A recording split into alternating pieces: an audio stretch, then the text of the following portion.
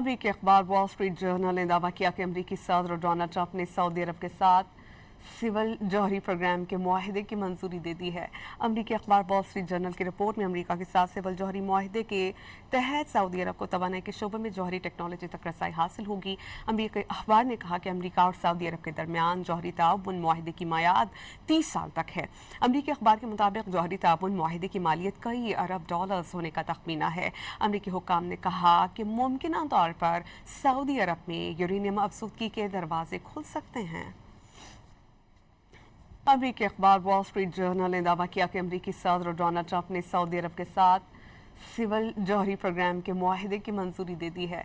अमरीकी अखबार wall street journal की रिपोर्ट में अमरीका के साथ सिविल जौहरी मुआहदे के तहत सऊदी अरब को तवानाई के शोबे में जौहरी टेक्नोलॉजी तक रसाई हासिल होगी। अमरीकी अखबार ने कहा कि अमरीका और सऊदी अरब के दरमियान जौहरी ताउन मुआहदे की मियाद 30 साल तक है। अमरीकी अखबार के मुताबिक जौहरी ताउन मुआहदे की मालियत कई अरब डॉलर्स होने का तखमीना है। अमरीकी हुक्काम ने कहा कि मुमकिन तौर पर सऊदी अरब में यूरेनियम अफसुदगी के दरवाजे खुल सकते हैं।